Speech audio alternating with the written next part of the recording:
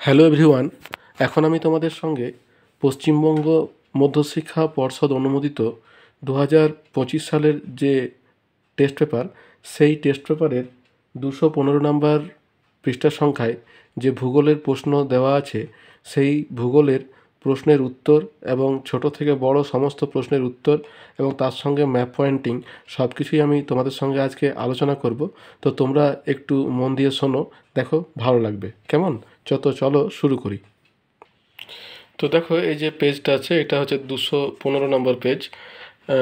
তো এই 215 নম্বর পেজে যে ভূগোলের প্রশ্নটা দেওয়া আছে সেটা তোমার হচ্ছে Abdulpur high school HS geography. Full marks আছে 90 আর টাইম আছে 3 ঘন্টা 15 মিনিট। এবং তোমরা কোশ্চেনের প্যাটার্ন সম্পর্কে নিশ্চয়ই তোমরা জেনে রেখেছো যে কটা বিভাগে কী নাম্বারের প্রশ্ন আসে।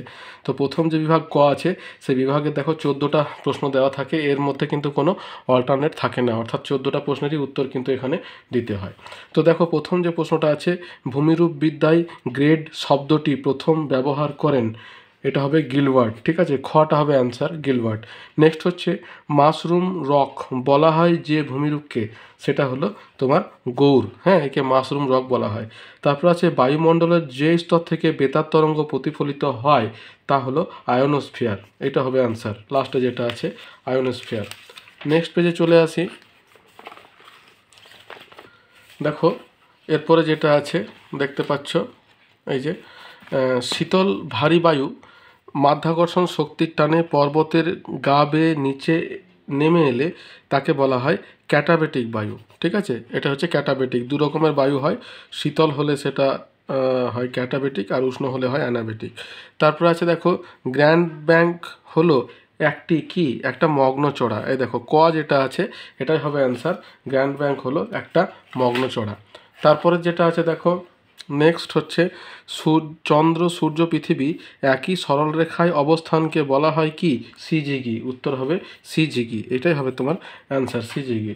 তারপর নেক্সট আছে দেখো, যেসব বর্জ্য প্রাকৃতিকভাবে বিয়োজিত হয় না তাদের কি বলা হয়? তাদের বলা হয় জৈব অভঙ্গুর, এইটা হবে উত্তর। খ যেটা আছে সেটা হবে অ্যান্সার। নেক্সট হচ্ছে মালাবার উপকূলের উপহ্রদগুলিকে বলা হয় কি? কয়াল। ঠিক আছে, কয়াল যেখানে আছে, হ্যাঁ কয়াল, এটা হবে তোমার অ্যান্সার। নেক্সট হচ্ছে ভারতের দীর্ঘতম পশ্চিম বাহিনী নদী কোনটি? নর্মদা। সব থেকে দীর্ঘ নদী হচ্ছে তোমার পশ্চিম বাহিনী নর্মদা। নেক্সট হচ্ছে ভারতের সবুজ বিপ্লবের জনক হলেন কে?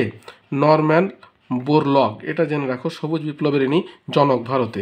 তারপর হচ্ছে ভারতের ডেট্রয়েট বলা হয় কাকে?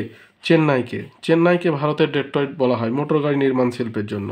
তারপর দেখো, সোনালী চতুর্ভুজ যে পরিবহন মাধ্যমের সঙ্গে যুক্ত, কোনটা? সড়ক পথ সোনালী চতুর্ভুজের সঙ্গে যুক্ত। তারপরে বলছে ভারতের চা গবেষণাগার কোথায় অবস্থিত? জোরহাটে, এটা হবে অ্যান্সার, জোরহাট। তারপর দেখো, ভারতের মহাকাশ গবেষণার উদ্দেশ্যে স্পেস প্রযুক্তি ও অন্যান্য কাজকর্ম পরিচালিত হয় কোথায়? ইসরো, এটা হবে answer, Indian space research organisation. তারপর দেখো খ বিভাগ, তাহলে এটা ক বিভাগের হয়ে গেল।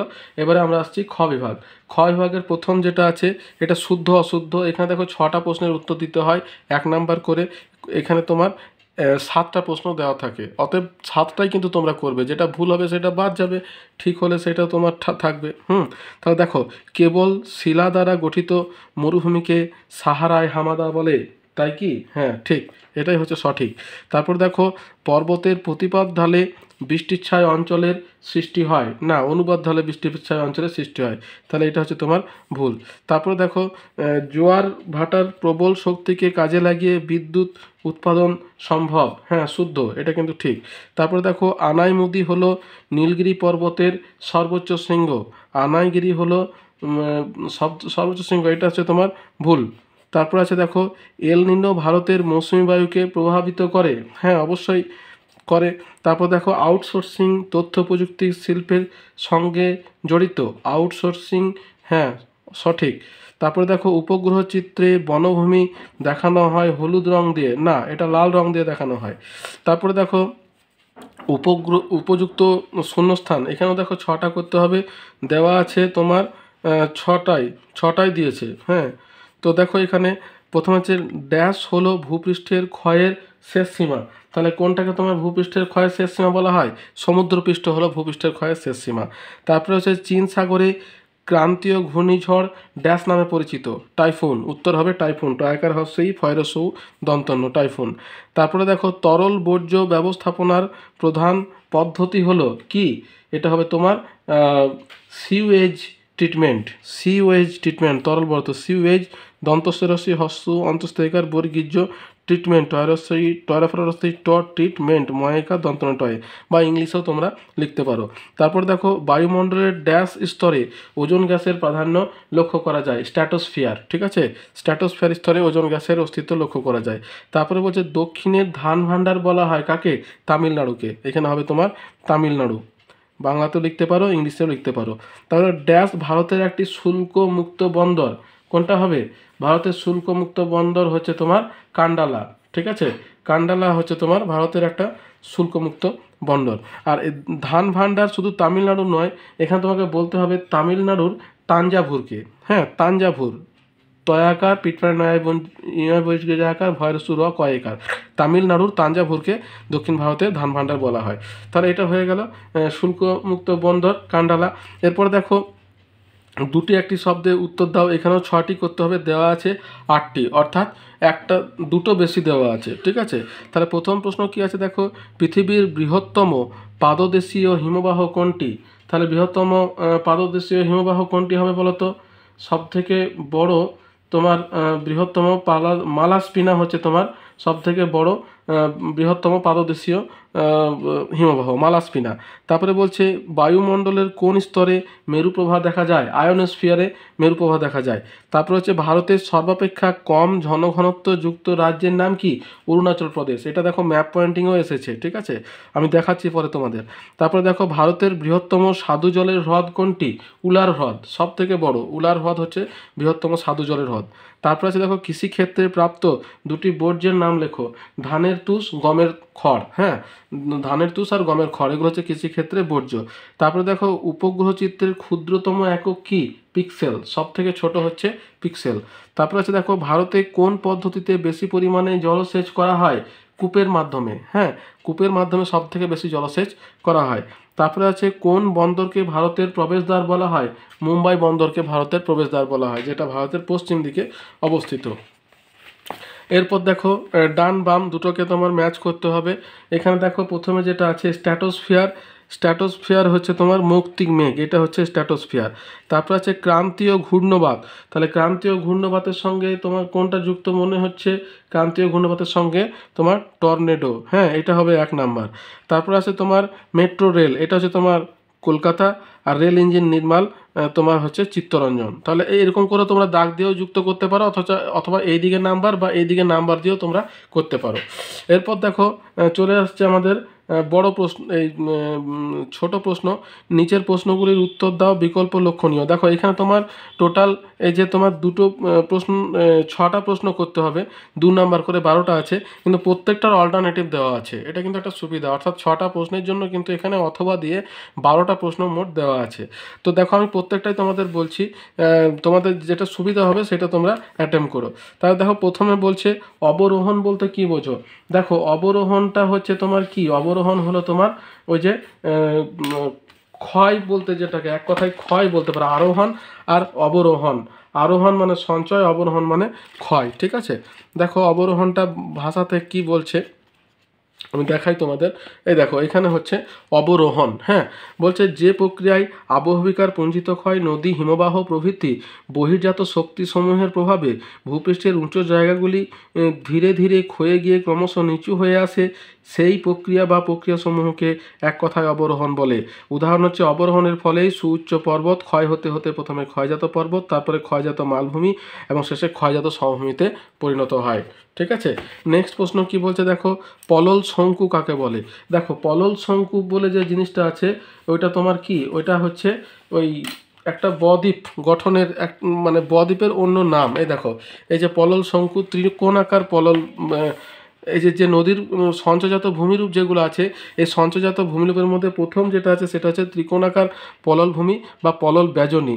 এরপর দেখো আরও যেগুলো আছে নদী চর, নদীবাঁক, প্লাবনভূমি, স্বাভাবিক বাঁধ, অশ্বক্ষুরাকৃতি হ্রদ এবং বদ্বীপ। এই প্রথম যে ত্রিকোণাকার পলল ভূমি রয়েছে এইটিকেই বলছে পলল শঙ্কু। ঠিক আছে, তো দেখো কি বলছে, বলছে পার্বত্য অঞ্চল ছেড়ে নদী সমভূমিতে এসে পড়লে ভূমির ঢাল হঠাৎ কমে যায়, নদীর গতিবেগ এবং বহন ক্ষমতা উভয়ই কিন্তু হ্রাস পেয়ে যায়। এর ফলে সমভূমিতে অবতরণের স্থানে অর্থাৎ পর্বতের পাদদেশে নদী খাতে পলি, বালি, কাঁকড় প্রভৃতি জমে ত্রিকোণাকার পললভূমি বা পলল শঙ্কু বা পলল ব্যজনী বা অ্যালুভিয়ান ফ্যানের সৃষ্টি হয়। এরপর নদী ওই পলল ব্যজনীর ওপর দিয়ে বিভিন্ন শাখায় ভাগ হয়ে প্রবাহিত হয়। এর ফলে ওই পলল ব্যজনী প্রায় গোলাকার ভূমিতে ভাগ হয়ে যায়। যেহেতু এই অর্ধ বা প্রায় গোলাকার ভূমিরূপ দেখতে হাত পাখার মতো, তাই একে পলল ব্যজনী, হাত পাখা বা পলল পাখা বলে। হিমালয়ের পাদদেশে গঙ্গার বিভিন্ন উপনদীর গতিপথে এই ধরনের ভূমিরূপের সৃষ্টি হয়েছে এবং এই ছবিটা কিন্তু তোমাদেরকে দিতে হবে। দেখো এই ছবিটা খুব সুন্দর আছে, পর্বত থেকে নদী সমভূমিতে মিশেছে এবং এরকম ধরনের একটা তোমার ভূমির ঢাল কমে যাওয়ার জন্য এইখানে তোমার একটা পলল ব্যজনী বা পাখার মতো সৃষ্টি হয়েছে। আচ্ছা, তাহলে এটা গেল পলল শঙ্কু। তারপর দেখো আছে বৈপরীত্য উষ্ণতাটা কি। তাহলে দেখো বৈপরীত্য উষ্ণতা আমাদের ট্রপোস্ফিয়ারের সৃষ্টি হয়। ঠিক আছে, ট্রপোস্ফিয়ারে স্বাভাবিকভাবে কি হয়, উচ্চতা বৃদ্ধির সঙ্গে সঙ্গে উষ্ণতাটা হ্রাস পায়, কিন্তু যখন বৃদ্ধি পাচ্ছে তখনই সেটাকে বলছে তোমার বৈপরীত্য উষ্ণতা। দেখো এটা কিভাবে হচ্ছে একটু দেখো, বলছে বায়ুমণ্ডলের নিম্ন স্তরে অর্থাৎ ট্রপোস্ফিয়ারে ভূপৃষ্ঠ থেকে ক্রমশ উপরের দিকে উঠে উচ্চতা বৃদ্ধি পেলে তাপমাত্রা হ্রাস পায় প্রতি কিলোমিটারে 6.4 ডিগ্রি সেলসিয়াস হারে।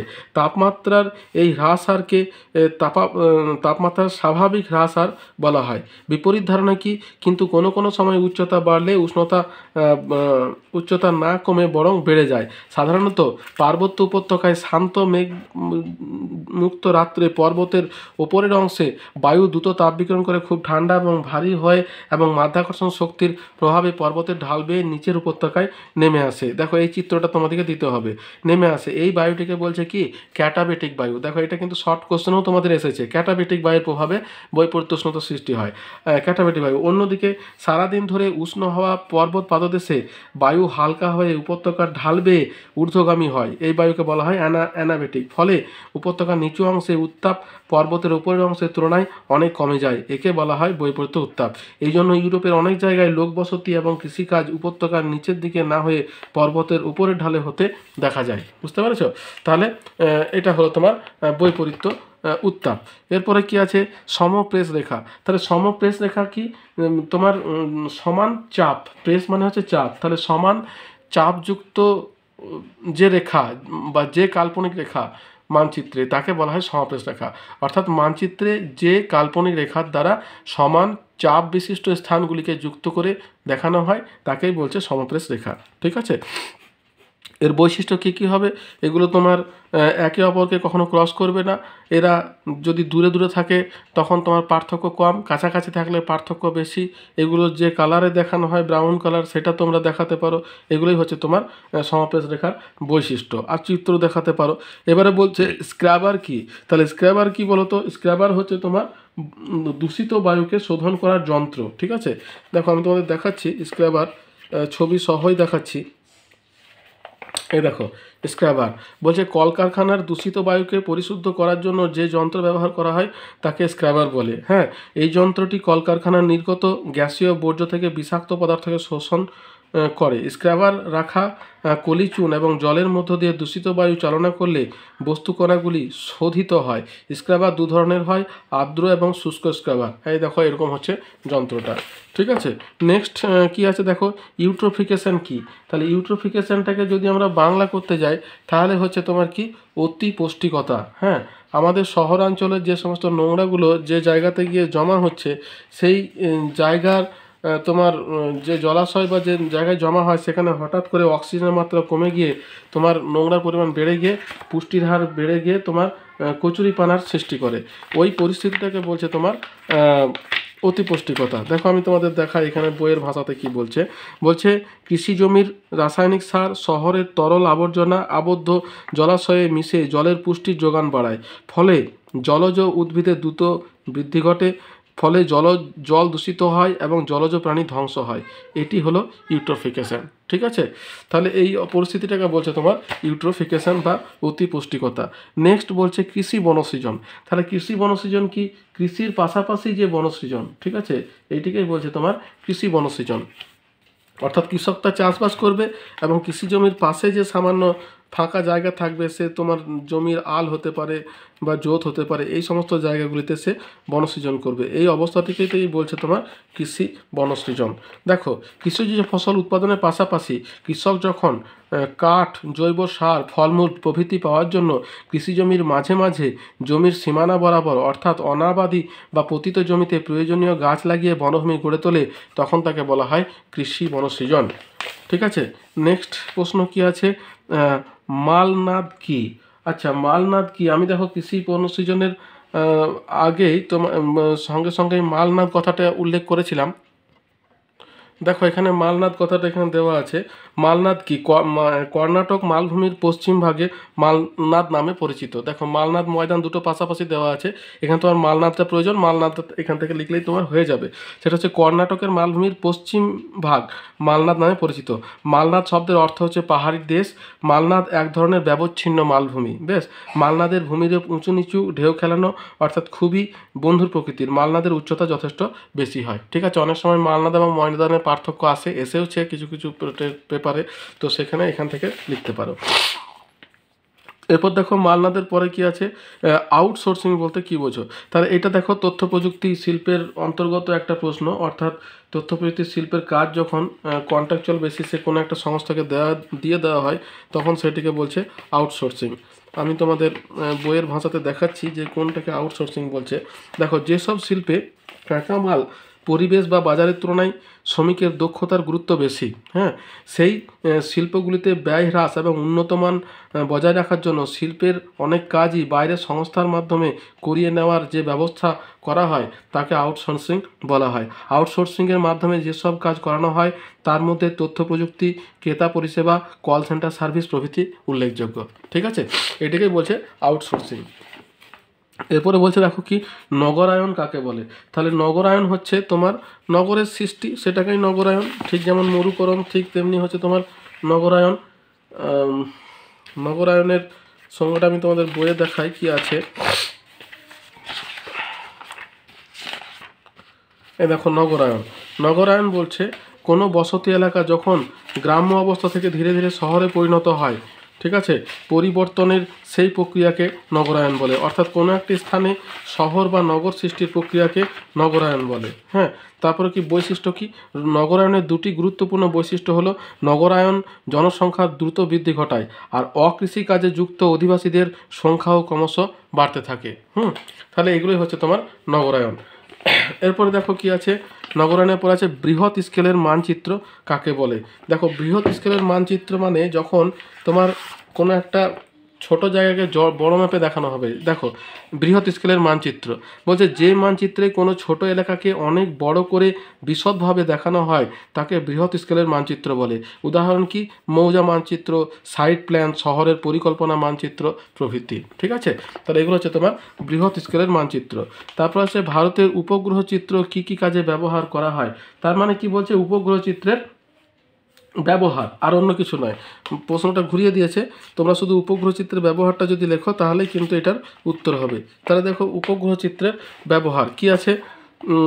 প্রথমে আছে দেখো উপগ্রহ চিত্রের ব্যবহার। উপগ্রহ চিত্রের তিনটি ব্যবহার বা পুরো দেওয়া থাকলে তুমি তিনটে লিখতে পারো।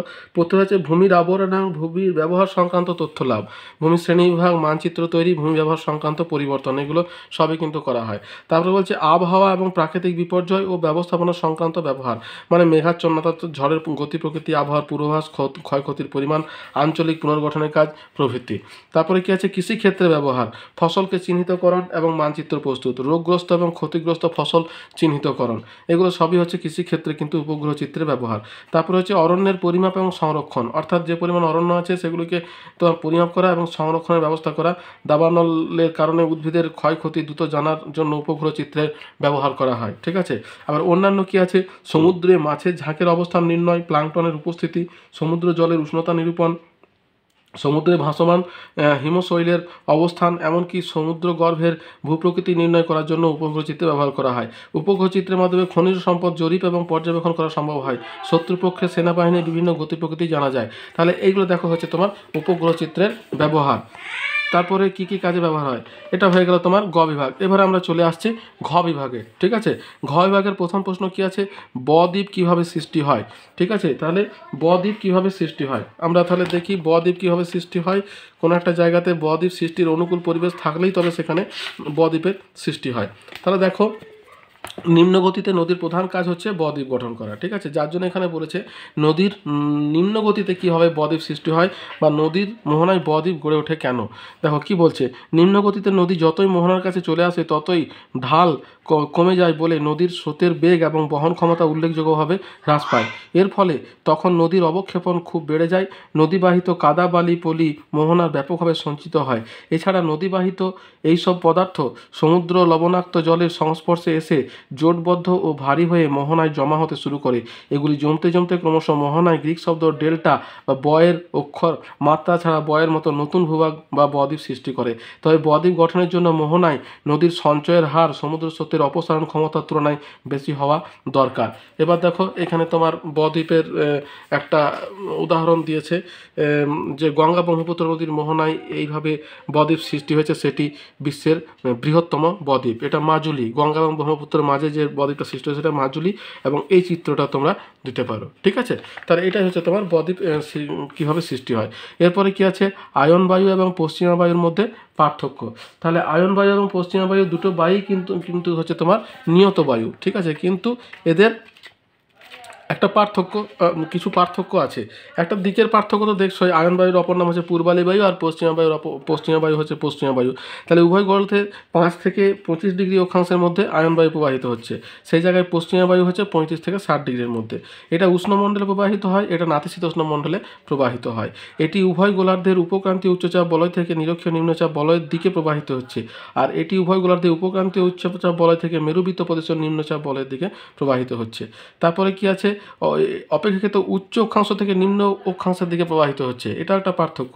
আর এটা তোমার নিম্ন অক্ষাংশ থেকে উচ্চ অক্ষাংশের দিকে প্রবাহিত হচ্ছে। এটি কিছুটা পূর্ব থেকে পশ্চিমে প্রবাহিত হয়, এটা পশ্চিম থেকে পূর্বে প্রবাহিত হয়।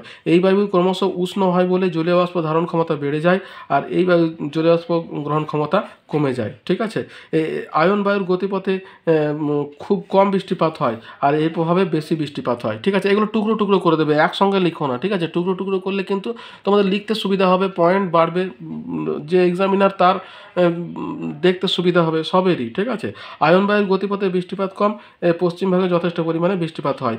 এই গতিপথে মরুভূমি সৃষ্টি হয়েছে, এর গতিপথে তৃণভূমি সৃষ্টি হয়েছে। ঠিক আছে, তাহলে এরকম কিন্তু কতগুলো পার্থক্য এই দুটোর মধ্যে আছে। এরপরে দেখো বর্জ্য ব্যবস্থায় 4R। দেখো যেগুলো পুরনো বই আছে সেগুলো পুরনো বইয়ে কিন্তু এটা 3R দেওয়া আছে। ঠিক আছে, এবং নতুন যে বইগুলো আছে সেগুলোতে কিন্তু 4R হিসাবে দিয়েছে। সেখানে নতুন একটা যুক্ত হয়েছে, কি আমি বলে দিই তোমাদের। দেখো এই যে দেখো 4R, এখানে 4R মধ্যে বর্জ্য ব্যবস্থাপনায় 4R। 4R কী কী বলছে, রিডিউস, রিইউজ, রিসাইকেল এবং রিফিউজ। এই রিফিউজটা কিন্তু আগে ছিল না। ঠিক আছে, এই রিফিউজটা নতুন সংযোজন হয়েছে। ঠিক আছে, তাহলে দেখো বর্জ্য ব্যবস্থাপনায় রিডিউস মানে কি, রিডিউস হচ্ছে পরিমাণগত হ্রাস, অর্থাৎ আমরা ধরো দৈনন্দিন জীবনে যা কিছু আমাদের বর্জ্য হয় সেগুলো কিন্তু আমাদের হবেই, এখানে করার কিছু নেই, আমাদের জীবনটা তো থেমে থাকবে না, কিন্তু কি আমাদেরকে সেটা পরিকল্পনা মাফিক ব্যবহার করতে হবে যাতে বর্জ্যের পরিমাণটা রিডিউস করা যায় বা কমানো যায়। এরপরে বলছে কি রিইউজ, অর্থাৎ আমরা কোনো একটা জিনিসকে যদি পুনরায় ব্যবহার করি তাহলে বর্জ্যের পরিমাণটা কমবে। কোনো একটা প্লাস্টিক ধরো আমরা নিয়ে আসছি বাজার থেকে, যদি পুনরায় সেই প্লাস্টিকটা নিয়ে গিয়ে আবার জিনিস নিয়ে আসি তাহলে প্লাস্টিকের ব্যবহারটা কমবে, বা যদি আমরা ধরো কোনো মোটা প্লাস্টিক ব্যবহার করি তাহলে কমবে। এরকম টাইপের কিছু ব্যবহারের কথা তোমার বলা হচ্ছে। তারপরে কি পুনর্নবীকরণ, রিসাইকেল মানে হচ্ছে পুনর্নবীকরণ, অর্থাৎ আমরা কোনো জিনিস যেটা ব্যবহার করছি সেটাকে যদি পুনরায় আবার মানে কারখানার মধ্যে সৃষ্টি করে আবার যদি আমরা ব্যবহার করতে পারি তাহলে সেটাকে বলছে রিসাইকেল। আর রিফিউজ মানে কি, পরিত্যাগ করা, অর্থাৎ পরিবেশের কথা ভেবে আমরা যদি দূষণযুক্ত জিনিস যেমন পলিথিন, থার্মোকল এগুলো যদি রিফিউজ করি, ত্যাগ করি নিজেরাই, তাহলেও কিন্তু দূষণটাকে কমানো সম্ভব। তাহলে 4R মানে রিডিউস, রিইউজ, রিসাইকেল এবং রিফিউজ। ঠিক আছে, আচ্ছা এরপরে দেখো যেটা আছে ভাগীরথী এবং হুগলি নদীর ওপর বর্জ্যের প্রভাব লেখো। আচ্ছা, ভাগীরথী হুগলি মানে তোমার গঙ্গা, আমরা যেটাকে ধরো স্বাভাবিকভাবে গঙ্গা বলে থাকি, আমাদের পশ্চিমবঙ্গের মধ্যে ওটা ভাগীরথী হুগলি, কিন্তু আমরা স্বাভাবিকভাবে কিন্তু গঙ্গাই বলে থাকি। তাহলে দেখো এই নদীর তোমার দূষণের প্রভাবগুলি কী কী, আমাদের যে বর্জ্যগুলো মিশছে তার প্রভাবগুলি কী কী আছে, অনেক বেশি প্রভাব আছে। দেখো তার মধ্যে কতগুলো আমি তোমাদের বলছি। দেখো নদীর উপরে বর্জ্যের প্রভাব লেখো। তাহলে কী আছে, প্রথম যেটা আছে নদীর জলের দূষণ, অর্থাৎ জলটা দূষিত হচ্ছে, তার ভৌত রাসায়নিক এবং জৈবিক ধরনের পরিবর্তন ঘটছে।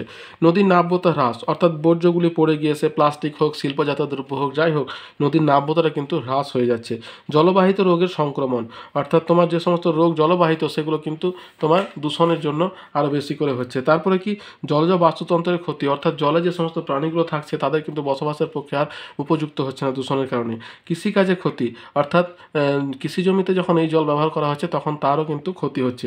আর সবশেষে হচ্ছে নদী ভাঙন এবং বন্যার সম্ভাবনা বৃদ্ধি, অর্থাৎ বর্জ্য জমে জমে কিন্তু নদীর গতিটা যখন হ্রাস হয়ে যাচ্ছে তখন কিন্তু তার ওই বন্যার পরিস্থিতি সৃষ্টি হচ্ছে। তারপরে দেখো সবুজ বিপ্লবের উদ্দেশ্যগুলি ব্যাখ্যা করো। তাহলে সবুজ বিপ্লব কোন জিনিসটাকে বলছে, সবুজ বিপ্লব হচ্ছে উন্নত মানের বীজ, সার, যন্ত্রের ব্যবহারের মাধ্যমে উৎপাদনটাকে বাড়ানো। তো এই যে সবুজ বিপ্লব, এই সবুজ বিপ্লবের তোমার উদ্দেশ্যগুলি কি কি হতে পারে। তাহলে দেখো আমাদের যেগুলো বলছি সেগুলোই বইয়ের আকারে কিছু থাকবে। যেমন দেখাই তোমাদের, সবুজ বিপ্লব বলতে কি বোঝো, তার সুফল, সুফল মানেই উদ্দেশ্য, ঠিক আছে। সবুজ বিপ্লব কোন জিনিসটাকে বলছে তাহলে আমাদেরকে জানতে হবে। বলছে স্বাধীনতা লাভের পরবর্তী সময়ে ভারতে কৃষিজ উৎপাদন বৃদ্ধির জন্য 60-এর দশকের শেষের দিকে থেকে কৃষিকাজে উচ্চ ফলনশীল বীজের ব্যবহার, রাসায়নিক সার, কীটনাশক দ্রব্যের প্রয়োগ, ট্রাক্টর, হারভেস্টার প্রভৃতি অত্যাধুনিক যন্ত্র, জলসেচের ব্যবহার বৃদ্ধি পায়।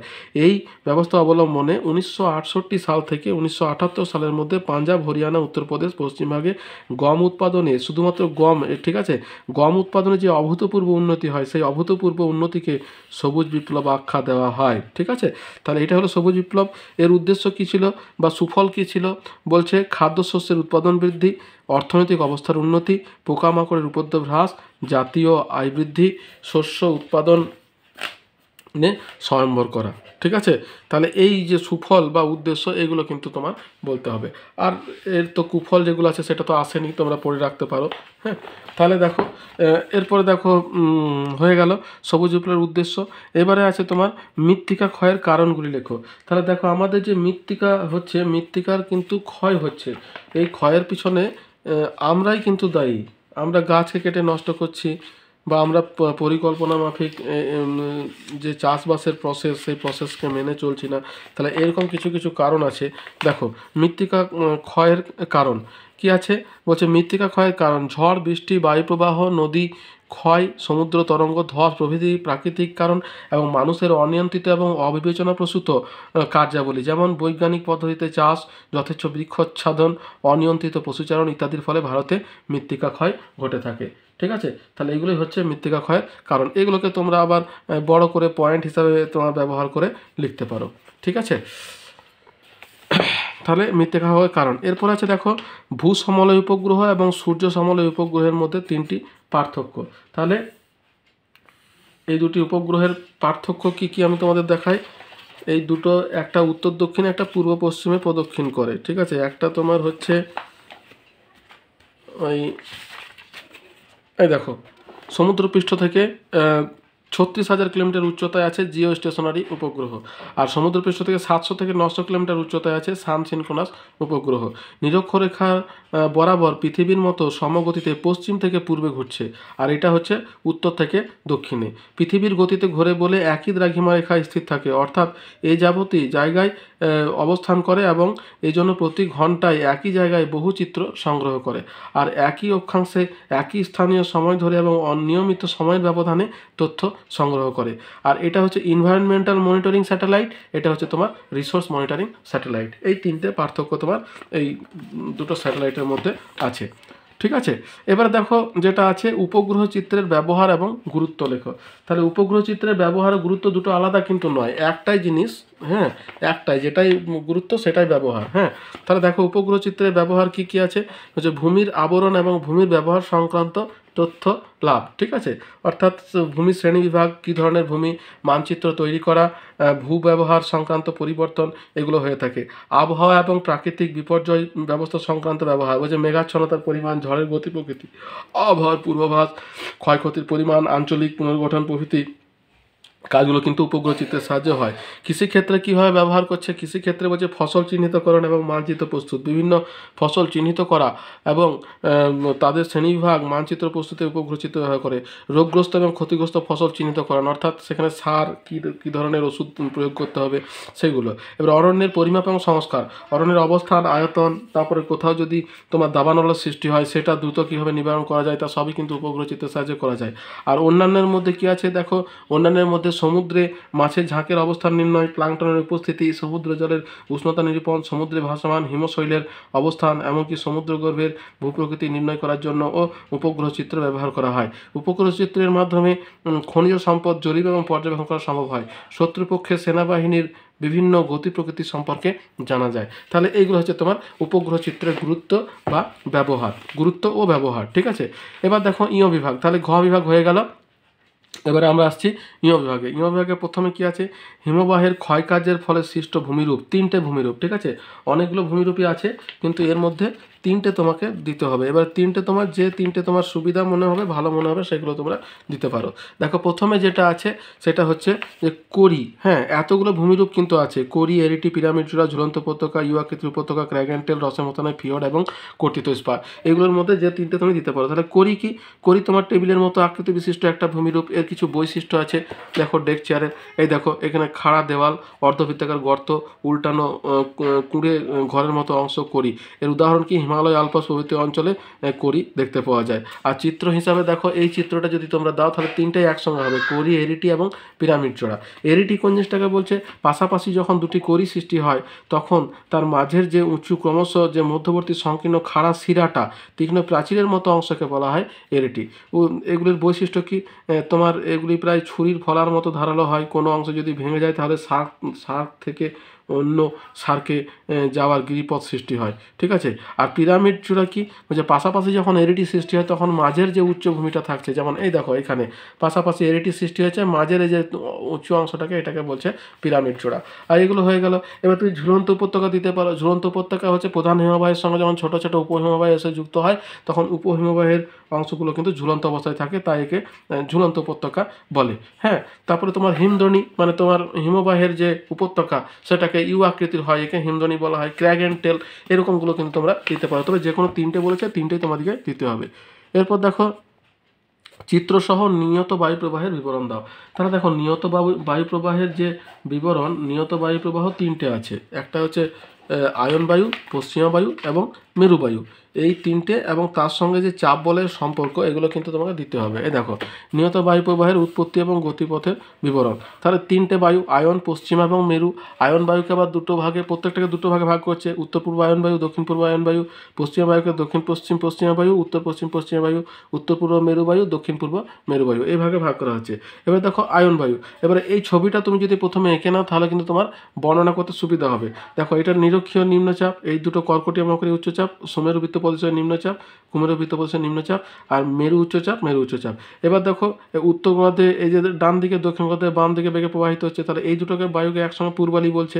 এই দুটো বায়ু হচ্ছে পশ্চিমা বায়ু, এটা হচ্ছে তোমার ওই তোমার মেরুবায়ু। এবার কি, এটা পূর্ব দিক, পশ্চিম দিক, উত্তর দিক, দক্ষিণ দিক, সেই অনুযায়ী নামকরণ করে করে কিন্তু তোমরা লিখতে সুবিধা হবে যদি ছবিটা বুঝে রাখো। তাহলে দেখো এবার আয়ন বায়ুকে দুটো ভাগে ভাগ করছে, উত্তর পূর্ব আয়ন বায়ু এবং দক্ষিণ পূর্ব আয়ন বায়ু। এর বৈশিষ্ট্য কি, গতিবেগ 15 থেকে 25, আর প্রবাহ পথ নিরক্ষরেখার 5 থেকে 25 ডিগ্রি। এগুলো সবই তোমার ছবিটা আঁকা থাকলেই হবে, অর্থাৎ কত ডিগ্রি অক্ষরেখার মধ্যে এগুলো থাকছে এঁকে দিলে তাহলে কিন্তু তোমার এগুলো লিখতে সুবিধা হবে। ঠিক একই রকমভাবে পশ্চিমা বায়ু শ্রেণীবিভাগ, দক্ষিণ পশ্চিম পশ্চিমা বায়ু, উত্তর পশ্চিম পশ্চিমা বায়ু, এরকম করে। এবার দেখো বৈশিষ্ট্য, এই বায়ু তোমার নিম্ন বলয় অভিমুখী, 35 থেকে 60 ডিগ্রি অক্ষাংশের মধ্যে থাকে, বৃষ্টিপাতের আধিক্য, নাতিশীতোষ্ণ তৃণভূমি সৃষ্টি হয়েছে। সেখানে তোমার আয়ন বায়ুর গতিপথে তোমার মরুভূমি সৃষ্টি হয়েছে। আর সবশেষে আছে মেরুবায়ু। মেরুবায়ুকে দুভাগে ভাগ করছে, উত্তর পূর্ব মেরুবায়ু, দক্ষিণ পূর্ব মেরুবায়ু, এবং এর বৈশিষ্ট্য। ঠিক আছে, তাহলে এটা হয়ে গেল তোমার নিহত বায়ুর বিবরণ। তারপর আছে দেখো জেট বায়ু প্রবাহের 3টি বৈশিষ্ট্য লেখো এবং এই বায়ুর সঙ্গে মৌসুমী বায়ুর সম্পর্ক লেখো। তাহলে দেখো জেট বায়ু প্রবাহের প্রথমে বৈশিষ্ট্যটা আমাকে করতে হবে। বৈশিষ্ট্যটা কী কী আছে, জেট বায়ু প্রবাহের বৈশিষ্ট্যগুলো দেখো আমি তোমাকে বলি।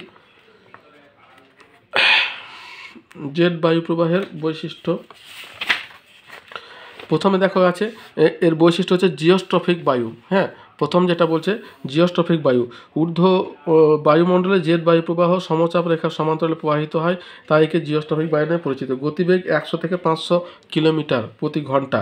জেট স্টিম হচ্ছে সংকীর্ণ ঝর্ণা বা নদীর মতো প্রবাহিত হয় বলে একে জেট স্টিম বা জেট প্রবাহ বলে। জেট বায়ুর দিক ও স্থান, এই বায়ু দুটি গোলার্ধে 30 থেকে 60 ডিগ্রি অক্ষাংশের মধ্যে পশ্চিম থেকে পূর্বে প্রবাহিত হয়। বায়ু প্রকারভেদ 3 ধরনের জেট হয়, মেরুদেশীয়, উপক্রান্তীয় এবং ক্রান্তীয় জেট। ঠিক আছে, তাহলে 3 রকমের জেট বায়ু হয়ে থাকে। এরপরে আমাদেরকে বলতে হবে যে জেট বায়ুর সঙ্গে তোমার নিহত বায়ুর সম্পর্ক কী আছে, তাই তো। জেট বায়ু মৌসুমী বায়ুর সম্পর্ক, জেট বায়ুর সঙ্গে মৌসুমী বায়ুর সম্পর্ক। দেখো জেট বায়ুর সঙ্গে মৌসুমী বায়ুর সম্পর্কটা এখানে দেখো দেওয়া আছে। সম্পর্কটা কি, সেটা হচ্ছে আবহাওয়াবিদরা মনে করেন যে মৌসুমী বায়ুর সাথে জেট বায়ুর একটি ঘনিষ্ঠ সম্পর্ক রয়েছে। এর জন্য ভারতের মৌসুমী জলবায়ুর ওপর ক্রান্তীয় পূর্বালি জেট বায়ু এবং উপক্রান্তীয় পূর্বালি জেট বায়ুর প্রভাব খুব ভালোভাবেই পড়ে। প্রথম হচ্ছে বর্ষাকাল।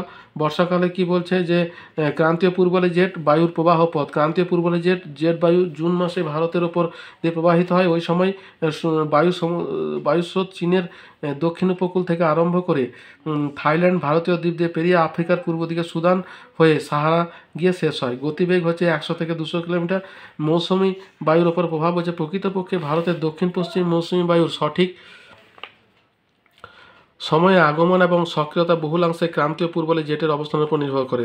যদি এই ক্রান্তীয় পূর্বালি জেট বায়ু তার স্বাভাবিক অবস্থান থেকে বেশি উত্তরে সরে যায়, তাহলে দক্ষিণ পশ্চিম মৌসুমী বায়ু প্রবাহে ছেদ ঘটে, অর্থাৎ ভারতের দক্ষিণ পশ্চিম মৌসুমী বায়ু দুর্বল হয়ে পড়ে এবং তার ফলে বৃষ্টিহীন খরা পরিস্থিতির সৃষ্টি হয়। ঠিক আছে, আবার শীতকালীন যেটা শীতকালে কি বলছে যে উপক্রান্তীয় পশ্চিমী জেট বায়ু অক্টোবর নভেম্বর মাস নাগাদ, অর্থাৎ দক্ষিণ পশ্চিম মৌসুমী বায়ু ফিরে যাওয়ার সময় থেকেই ভারতের ওপর আবির্ভাব হয় এবং প্রায় মে মাস পর্যন্ত ওই দেশের ওপর দিয়ে প্রবাহিত হয়। এই বায়ু শক্তি শীতকালে যত দক্ষিণে সরে আসে, ভারতের উত্তর পূর্ব মৌসুমী বায়ুর সক্রিয়তা তথা শীতের তীব্রতা ততই বাড়ে। ফেব্রুয়ারি মাসে এটি সর্বাধিক দক্ষিণে আসে। হ্যাঁ, এবং এই ছবিটা কিন্তু তোমার আঁকার চেষ্টা করতে হবে, এই ছবিটা ঠিক আছে, যদি সম্পর্কটা দিতে যাও। এবং তারপর ধীরে ধীরে উত্তরে সরে অন্তর্হিত হয়। শীতকালে ভারতের ওপর পশ্চিম থেকে পূর্বে প্রবাহিত হওয়ার সময় এই শক্তি হিমালয়ে বাধা পেয়ে দুটি শাখায় বিভক্ত হয়। একটা উপক্রান্তীয় জেটের 2 শাখা, একটা হচ্ছে দক্ষিণের শাখাটি যত শক্তিশালী হয় তত উত্তর ভারতে তীব্র হয়, শৈত্যপ্রবাহ দেখা যায়। ব্যাস এইগুলোই মোটামুটি তোমার সম্পর্ক। তারপরে কি আছে দেখো, চিত্রসহ জোয়ার ভাটা সৃষ্টির কারণ। দেখো জোয়ার ভাটা সৃষ্টির 2টো কারণ আছে। একটা হচ্ছে তোমার চাঁদ এবং সূর্যের আকর্ষণ, তার মধ্যে চাঁদেরটাই বেশি প্রকট। আর 2 নম্বর হচ্ছে পৃথিবীর গতির জন্য কেন্দ্রাতিক যে বলটা সেটা। দেখো এখানে দুটোই দেখাচ্ছি ছবি এবং দেখো প্রথম হচ্ছে পৃথিবীর উপর চাঁদ এবং সূর্যের আকর্ষণ বল। হ্যাঁ, এখানে কিন্তু প্রধানত চাঁদের আকর্ষণটাই জলরাশি ফুলে ওঠে এবং জোয়ার হয়, চাঁদের আকর্ষণটাই মেন। ঠিক আছে, আর এই ছবিটা তোমাদেরকে দিতে হবে যেখানে চাঁদ এবং সূর্যের ইয়েটা দেখাচ্ছে, যেখানে মুখ্য জোয়ার আর অপরদিকে হচ্ছে গৌণ জোয়ার, অন্যদিকে হচ্ছে ভাটা। আর পৃথিবীর আবর্তন গণিত কেন্দ্রাতিক বল। হ্যাঁ, এখানে পৃথিবীর আবর্তন গতির ফলে ভূপৃষ্ঠে একটি বিকর্ষণ শক্তি বা কেন্দ্রাতিক বলের সৃষ্টি হয়। এর ফলে ভূপৃষ্ঠে জলরাশি বাইরের দিকে বিক্ষিপ্ত হয়ে প্রবণতা লাভ করে। এই বল পৃথিবীর আকর্ষণ শক্তির বিপরীতের জন্য কাজ করে। এই জন্য চাঁদের আকর্ষণ যেখানে জোয়ার হয় তার ঠিক বিপরীত দিকে প্রতিপাত স্থানে মহাকর্ষ শক্তির তুলনায় কেন্দ্রাতিক বলের প্রভাবে কার্যকরী হওয়ার জন্য জোয়ারের সৃষ্টি হয় এবং অন্য স্থানগুলিতে ভাটার সৃষ্টি হয়। ঠিক আছে, তাহলে এটা গেল তোমার জোয়ার ভাটার সৃষ্টির কারণ। এরপরে আমরা চলে আসি 5-এর দাগের 2-এর প্রশ্নগুলো, অর্থাৎ নিয়মিত প্রশ্নতে উত্তর। এখানে তোমাকে ওই দুটি করতে হবে, দেওয়া আছে 4টে। তাহলে পূর্ব এবং প্রথম যেটা আছে, পূর্ব এবং পশ্চিম উপকূলীয় সমভূমির তুলনা করো। তাহলে দেখো সমভূমির উপকূলীয় সমভূমি যেগুলো আছে ভারতের ভূপ্রকৃতি থেকে এটা দিয়েছে, ওইখানে পূর্ব এবং পশ্চিম উপকূলীয় সমভূমির মধ্যে তুলনা কি কি আছে দেখো। এখানে বঙ্গোপসাগর সংলগ্ন পূর্ব উপকূলে বেশ প্রশস্ত, আর এটা হচ্ছে তোমার সংকীর্ণ। হ্যাঁ, এটা সমুদ্রপৃষ্ঠ থেকে উচ্চতা কম, এর উচ্চতা বেশি। বালিয়াড়ি আছে, বালিয়াড়ি নেই। এটা অভগ্ন, এটা ভগ্ন, যার জন্য বন্দরের সংখ্যা এখানে বেশি, এখানে বন্দরের সংখ্যা কম। এখানে তোমার নদীগুলির মোহনা প্রশস্ত, এখানে নদীগুলির মোহনা সংকীর্ণ। ছোট ছোট পয়েন্টে ভাগ করবে। পূর্ব উপকূলের মোহনাগুলিতে বড় বদ্বীপ আছে, এখানে কোনো বদ্বীপ নেই। পূর্ব উপকূলে হ্রদ উপহ্রদ আছে, এখানে কোনো হ্রদ উপহ্রদ নেই। উর্বর মৃত্তিকা এবং উপকূল ভূমির সর্বত্র কৃষিতে সমৃদ্ধ, এখানে কৃষিতে ততটা উন্নত নয়। ঠিক আছে, বৃষ্টিপাত মাঝারি ধরনের হয়, এখানে বৃষ্টিপাতের পরিমাণ বেশি। এখানে পূর্ব উপকূল শিল্পে সমৃদ্ধ, এখানে তোমার শিল্পের বিকাশ কিন্তু লক্ষণীয় নয়। চওড়া উপকূলের জন্য যোগাযোগ ব্যবস্থা উন্নত, এখানে যোগাযোগ ব্যবস্থা ততটা উন্নত নয়। ঠিক আছে, অর্থাৎ পশ্চিম দিকে আছে, পূর্ব এগিয়ে আছে। আচ্ছা, এরপরে যেটা আছে ভারতে চা চাষের অনুকূল পরিবেশ। দেখো, যে কোনো অনুকূল পরিবেশকে আমরা দুটো ভাগে ভাগ করে আলোচনা করি।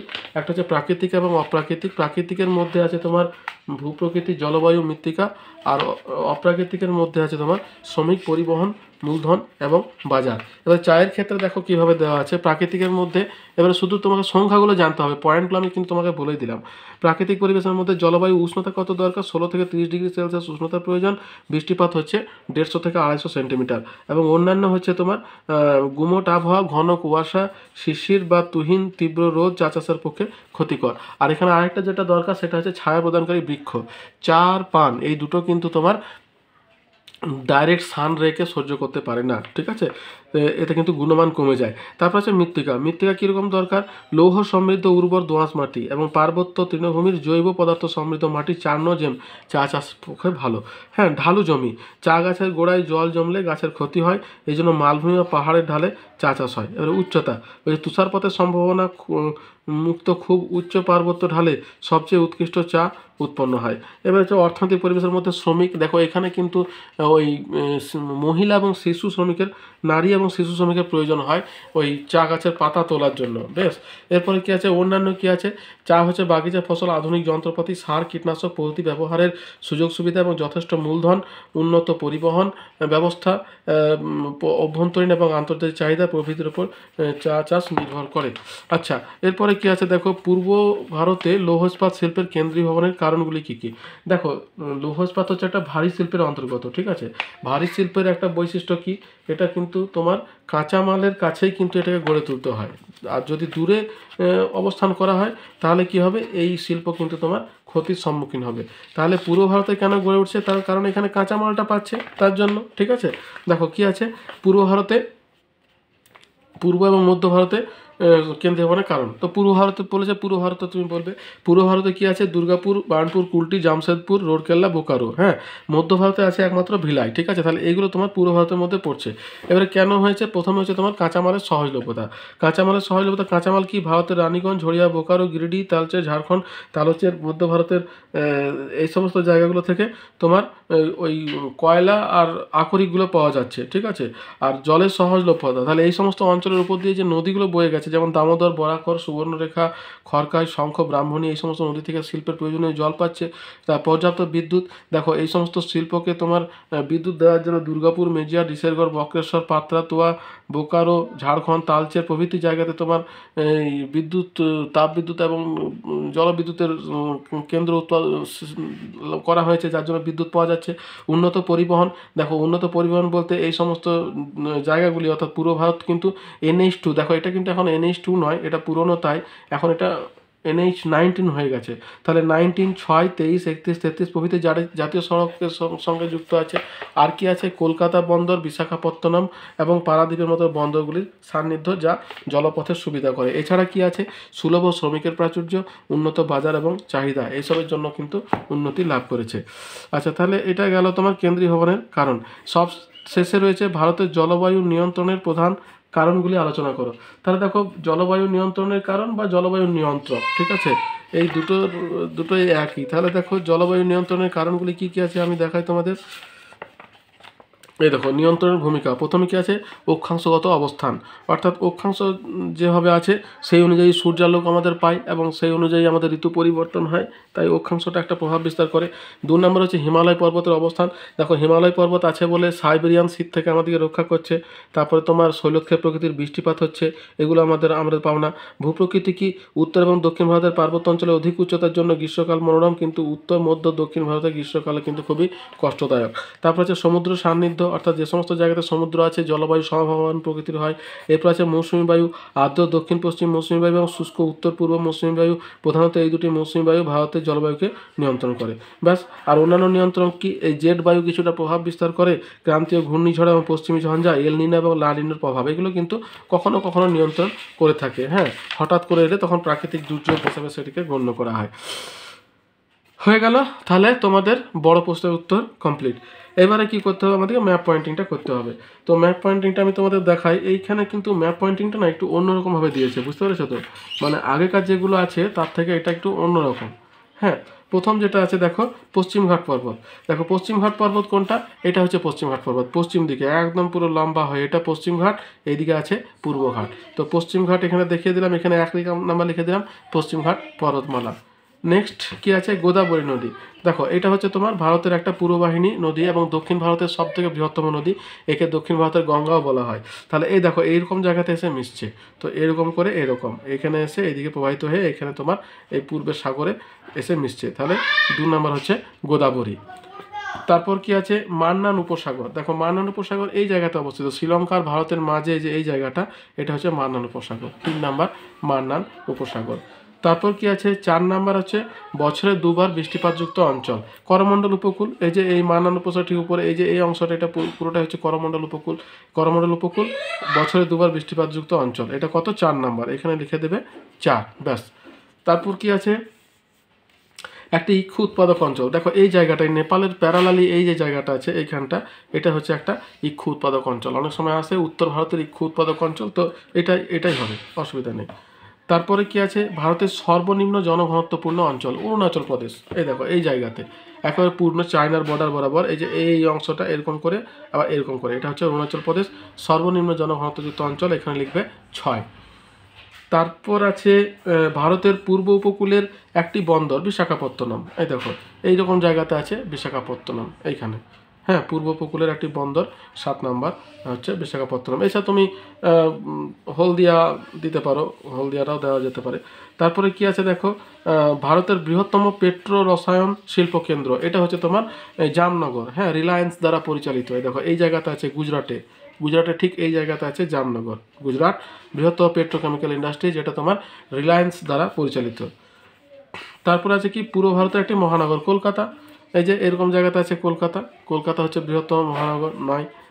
তারপরে কি আছে, ভারতের বৃহত্তম আন্তর্জাতিক বিমানবন্দর ইন্দিরা গান্ধী আন্তর্জাতিক বিমানবন্দর, দিল্লিতে অবস্থিত। অর্থাৎ দিল্লিটা দেখালেই হবে, দিল্লির এখানে দেখালে ইন্দিরা গান্ধী ইন্টারন্যাশনাল এয়ারপোর্ট, ভারতের বৃহত্তম বিমানবন্দর, এখানে লিখে দেবে 10। তাহলে দেখো সমস্তটাই আমি তোমাকে দেখালাম, করালাম, ম্যাপ পয়েন্টিংও করালাম। তাহলে যদি আমার ভিডিওটা তোমাদের ভালো লেগে থাকে তাহলে প্লিজ আমার চ্যানেলটিকে লাইক করো, বন্ধুদের সঙ্গে শেয়ার করো, আর সাবস্ক্রাইব করে রাখো। তাতে কি হবে, আমি যখনই কোনো ভিডিও দেবো তখন তোমাদের কাছে পৌঁছে যাবে, দেখলে পরে তোমাদের বুঝতে সুবিধা হবে ভূগোলটা। আর যদি কোনো প্রশ্ন থাকে তাহলে কমেন্ট বক্সে আমাকে কমেন্ট করো, আমি তোমাদের প্রশ্নের উত্তর যথাসম্ভব দিয়ে সাহায্য করব। তাহলে এতটা পর্যন্তই, দেখা হচ্ছে পরের ভিডিওতে। ভালো থেকো, সুস্থ থেকো, ধন্যবাদ।